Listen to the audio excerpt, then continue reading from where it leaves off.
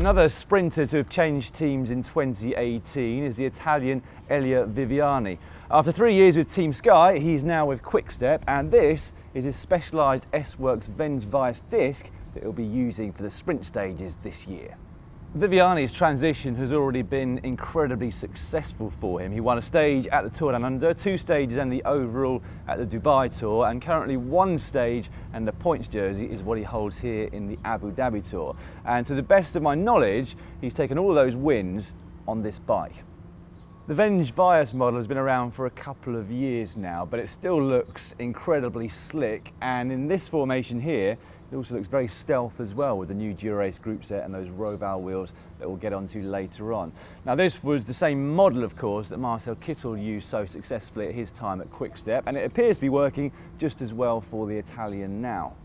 Now last year when we first saw Kittel with the Venge disc at the Dubai Tour, he wasn't actually using specialised own bars and stem, he had Vision ones on. But Viviani has opted for the same company to supply those as the frame set itself. Apparently there are some new ones out which are even more aero, so we're not sure exactly why Viviani is still using the previous model. The group set is the brand new Dura-Ace Di2 9170, barring the rotors themselves down here, which are the previous ICE technology edition.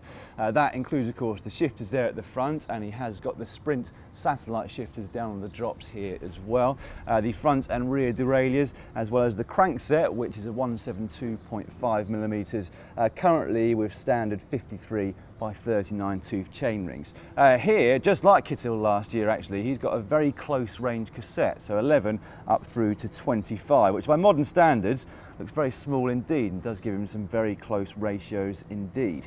Shimano also provide the pedals there, which are also the Dura-Ace model. Another thing that he's had to change for 2018 is his saddle. All of the team are using specialised owned saddles, and Viviani has opted for the Toupe model there at the top. And if you're wondering what this is here on the back, big bracket on the saddle rails, that is what Velon used to mount their cameras, but also their trackers. The specialised own brand theme continues, in fact, when we get to the wheels and the tyres. So currently on this bike are the Roval CLX 64 deep section carbon fibre wheels, and mounted onto them are the specialised S-Works turbo tubular tyres. These are a size 26mm, so reasonably wide, and they've of course got the Gripton compound within them. In terms of the finishing kit, Tacx provide the stealth carbon bottle cages there, and we've got a K-edge chain catcher down here at the front derailleur. Interestingly, it's the only thing on this bike which has any colour. It's blue, as you can see. And then Ceramic Speed provide the bearings at the bottom bracket. Now the power meter, we still believe, is a 4i, despite the specialised logo on that. It's going to be interesting to see the development of that over the coming weeks. In fact, maybe by the time this video comes out, we'll already know a lot more. But I also want to talk about that Garmin mount at the front. It does look particularly neat, the way that Specialized have designed that to incorporate both the head unit, but also the junction box underneath. In terms of the measurements, Viviani is riding a saddle height of 75 centimetres from the centre of the bottom bracket to here. From the tip of the saddle, the reach to the centre of the bars is 56 centimetres, and that stem there is 13. As you can see, it is pretty slammed.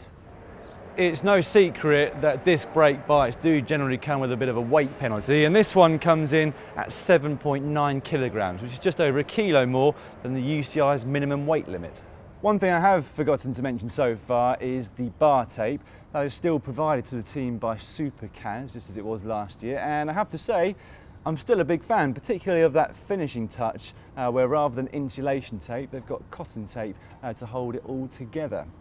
Right, well, there's no doubt this has already proven to be a very fast machine for Viviani this year, but let us know what your thoughts are on this bike in the comment section. That was a close one. In the comment section just down below. If you haven't yet seen Viviani and a whole load of other pros talking about handlebar selection, you can find that video on GCN Tech by clicking just over there. Subscribe to the channel by clicking on the globe, and if you like this bike, give it a thumbs up.